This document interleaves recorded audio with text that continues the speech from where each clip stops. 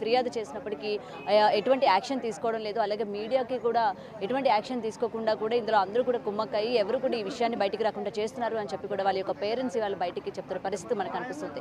Present వాళ్ళ parents ఉన్నారు, ఇక్కడ మీడియాను కూడా ఆశ్రయించడం జరిగింది. మరి వీళ్ళకి ఎటువంటి న్యాయం కావాలి, అసలు వీళ్ళకి ఎప్పుడు తెలిసింది ఏంటి అన్న విషయాలు క్లియర్గా తెలుసుకుందాం. అమ్మ, ఇవాళ మీ అమ్మాయి డిగ్రీ చదువుతుంది, తను సూసైడ్ చేసుకొని చనిపోయింది. అసలు వీళ్ళిద్దరూ ప్రేమించుకున్నారు అన్న విషయం మీకు ఎప్పుడైనా సరే తెలిసిందా? తెలియలే మేడం, ప్రేమించుకుందని తెలియలే. మన ఇంటి పక్కన మనకు బాబాయ్ అవుతాడు, వాడు పాప హైదరాబాద్నే చదువుతుంది.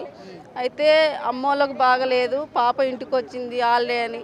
వచ్చినప్పుడు వాడు బండి వేసుకొని పోతుంటే బాబాయ్ రోడ్డు దగ్గర దింపాను అన్నదట.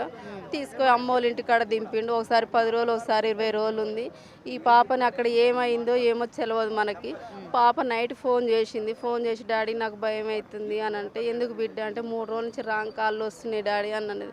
ఆ నెంబర్ నీకు తెలుసా బిడ్డ అంటే సపోర్ట్ చేయలేదు. ఇదంతా ఎప్పుడు జరిగింది అంటే ఎన్ని రోజుల క్రితం మీ అమ్మాయి మీకు ఈ విధంగా ఫోన్ చేసింది? ఆ నైట్ చచ్చిపోతాను నైట్. ఇప్పుడు 2 నెలలు అవుతుంది పాప చనిపోయి. 2 నెలల 20 రోజులు కావస్తుంది. అయితే ఈయన నుండి వద్దు బిడ్డ, నువ్వేం టెన్షన్ పడకు, పొద్దున్నే ఆత్మకుల్లో పోయి కేసు పెట్టి వస్తాను నాన్న, నువ్వేం భయపడక అని అన్నాడు. ఆ నైట్ పాప సూసైడ్ చేసుకుంది ఫ్యాన్ కూర వేసుకొని. అనగానే మేమే. పాప మీతో కాకుండా హాస్టల్లో ఉంటుందా? లేదు, అంతకుముందు తమ్ముని దగ్గర ఉండేది 3 సంవత్సరాలు. తర్వాత పెద్ద పాప పెళ్ళైనాక పెద్ద పాప కాడ ఉంటుంది, డబుల్ బెడ్రూమ్, పాప దగ్గర ఉంటుంది.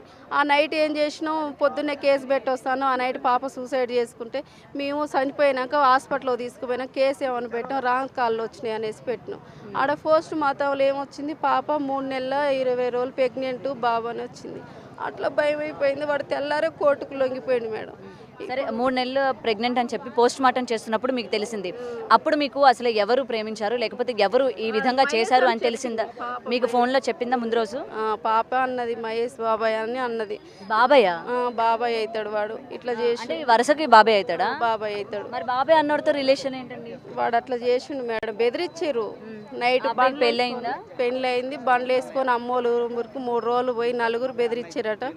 మళ్ళీ వాడు ఇప్పుడు ఏం చేస్తాడు, జైలు నుంచి వచ్చి వాళ్ళు ఒక 20 మందిని వేసుకుని ఒక వీడియో చేసిన రగన్న దగ్గరికి పోయి ఇట్లా పాపని ఇట్లా చేసిరు ఇట్లా అని అంటే వాడు మీడియా వాళ్ళు ఎవరు మాట్లాడినా వాళ్ళ మీద కేసు వేస్తా అంటుండు. అయితే మళ్ళీ అంతకుముందు రోజు మా ఆయనని మొన్న ఏం చేసినాం, కావట్లేదు అనేసి సిపి ఆఫీస్ ముందు ధర్నా చేస్తామనేసి ఒక పోస్ట్ పెట్టినాం. పెడితే నైట్ 2 గంటలకు మా ఊరు హైదరాబాద్ నుంచి పాతర్లపాడు వచ్చి మా ఆయనని తీసుకొని వచ్చారు. నేను దగ్గరికి పోతే నన్ను రానియలే, నా కొడుకు పోతే నా కొడుకుని రానియలే, పాప పోతే పాప రానియలే. ఈయన కాడ సెల్ కూడా బిక్కురు.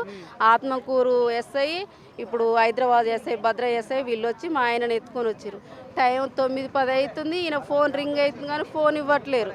నేనేం చేసిన, యూట్యూబ్లో చూసి నాకు ఫోన్ చేసి అన్న ఇట్లా మా ఆయనని ఎత్తుకుపోయారు, పాప చనిపోయి 2 నెలలు అవుతుంది, నాకు న్యాయం జరగట్లే, ఈయనని ఎటు కిడ్నాప్ చేసిరు, ఎక్కడ తీసుకుపోయారో తెలియదని ఏడవంగానే రాగానే స్టేషన్కి ఫోన్ చేసిండు. చేసి ఏందయ్యా నువ్వు నేరస్తులు పట్టుకురావాలో పిల్ల తండ్రిని పట్టుకొచ్చే, ఇది ఎక్కడి న్యాయం? అసలు ఒకటి ఇంత ఘాతకానికి పాల్పడ్డాడు, మీకు ఏమైనా ఫ్యామిలీకి సంబంధించి ఏమైనా గొడవలు ఏమైనా నడుస్తున్నాయా? లేకపోతే అంటే ఈ విధంగా ఒక బాబాయ్ అంటే తండ్రి లాంటి వాడే కదా బాబాయ్ అంటే, మరి అలాంటి వాడు ఇవాళ మీ అమ్మాయిని ట్రాప్ ముందు వాళ్ళు ఒకళ్ళని చంపారు, కేసులు ఉన్నాయి వాళ్ళకు. ఒక 50 ఏళ్ళ ముసలాయన చంపితే దాంట్లో మా బావయ్యనే ఆడ మాట్లాడే కాడ ఉన్నారు. ఆ పగ మీద చంపాడు, ఆస్తి కోసం వాళ్ళు ఏదో దేవుడి దగ్గర గొడవ ఇష్యూ అయినది. దాంట్లో ఈయన వాళ్ళ పక్కకు ఉన్నందుకు ఇక వాళ్ళు కక్ష పెట్టుకొని పాపని ఈ విధంగా వాడుకున్నారు. మరి ఏ రోజు కూడా అబ్బాయితోని మీ అమ్మాయి బండి మీద వెళ్ళడం కానీ లేకపోతే ఫోన్లో మాట్లాడడం కానీ మీరు ఎప్పుడు కూడా చూడలేదా? లేకపోతే తను మీ అమ్మాయి వాళ్ళ ఇంట్లో ఉంటుంది అన్నారు కాబట్టి మీ అమ్మాయిని అడిగారా ఎప్పుడైనా తను అనుమానంగా మాట్లాడడం కానీ? మనకేం పాప ఏం చెప్పలేదు మేడం, చెప్పలే. ఇక ఆయన అన్నాడు వీళ్ళ 4 మీద ఫైల్ అయింది, కేసు అయింది, వీడు ఒక్కళ్ళు లొంగిపోయింది కాబట్టి వీడు వాట్సాప్ కాల్ మాట్లాడుతుండు, నేను కాశీకి పోయినా అంటుండు, అక్కడ పోయినా అంటుండు. వాడు దొరికితే తీసుకొచ్చి. ఇప్పుడు ఎక్కడున్నాడు అబ్బాయి? ఎక్కడున్నాడు? వాడు ఊళ్ళోనే తిరుగుతుండు, హైదరాబాద్ ఊళ్ళో తిరుగుతాడు. 2 కార్లు ఉంటాయి. వాళ్ళ భార్యకి తెలుసా? వాళ్ళ తల్లిదండ్రులు తెలుసు మేడం. ఎవరేమన్నట్లే, ఇక వాళ్ళు ఏం మాట్లాడుతారు మనకేం తెలుసు. మన పాప చచ్చిపోయి మన బాధలు మన స్టేషన్ చుట్టూ తిరుగుతున్నాం. ఎందుకు ఇంత సైలెంట్గా ఉన్నారు? వాళ్ళ భార్యకి తెలిసి లేకపోతే కుటుంబ సభ్యులకు తెలిసినప్పుడు మీరు అక్కడ ఊర్లోని కేసు పెట్టాలి. లేకపోతే పెట్టినాం మేడం, ఆత్మహత్యల కేసు పెట్టినాం.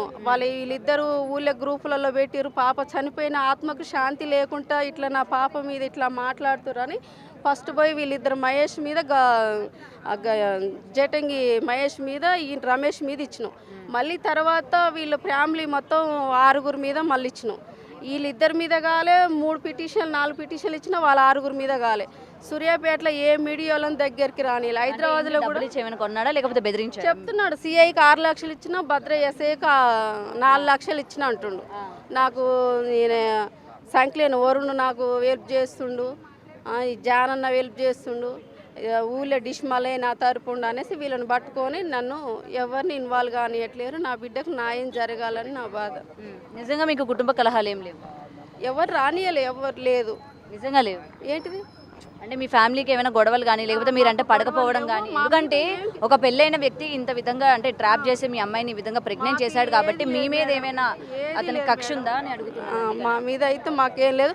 వాడి మీద ఇప్పుడు జైలుకు పోయి ఉండుగా దొడ్డికోనిగా వాని మీద చాలా కేసులు కూడా ఉన్నాయి మేడం. వాడు ఒక రౌడీ, ఒక క్రిమినల్.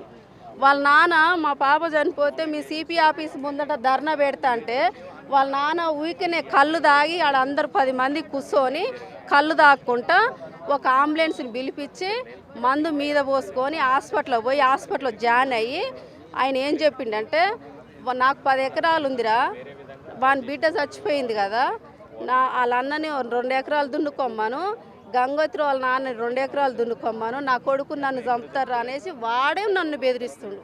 అది కూడా ఊళ్ళో గ్రూప్లో పెట్టిండు. వాళ్ళ తండ్రి కూడా. వాళ్ళకి ఆస్తులు ఉన్నాయమ్మా? మాకేం లేదు సార్. 3 ఎకరాలు ఉంటే పాపకి ఎకరం ఇచ్చిన, 2 ఎకరాలు ఉంది. 2 ఎకరాలు. ఆ 2 ఎకరాలు కూడా పట్టగాల దానికోసం. పాప ఫోన్ అవన్నీ హ్యాండ్ ఓవర్ చేసుకున్నారా? అంటే ఏం బెదిరించాడు, ఏం మాట్లాడాడు? తీసిరు, కేజ్ చేస్తా అన్నారు మేడం. కేజ్ చేయట్లేదు.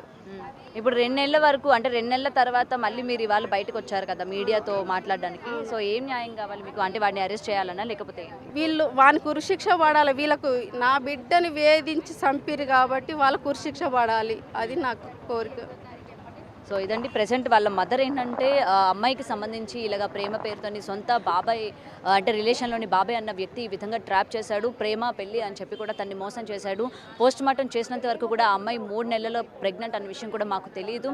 కానీ ఇదంతా కూడా ఎందుకు చేశారు ఏంటనేది తెలియాలి. ఇవాళ అటు డిపార్ట్మెంట్ కావచ్చు లేకపోతే మీడియాని కావచ్చు ఎవరికి కంప్లైంట్ ఇచ్చినా సరే వాళ్ళందరూ కూడా ఎవరు యాక్షన్ తీసుకోకుండా చేయడానికి అందరినీ కూడా కొనేశాను అని చెప్పి కూడా ఎవరైతే అబ్బాయి ఉన్నారో తను చెప్పారు అనేది వాళ్ళ మదర్ చెప్తున్నారు. మరి ఆ అమ్మాయి వాళ్ళ అక్క వాళ్ళ ఇంట్లో ఉండింది, అక్కడే సూసైడ్ చేసుకుంది అని అయితే వాళ్ళ మదర్ చెప్పారు. కాబట్టి ఒకసారి వాళ్ళ అక్కతో కూడా మాట్లాడదాము.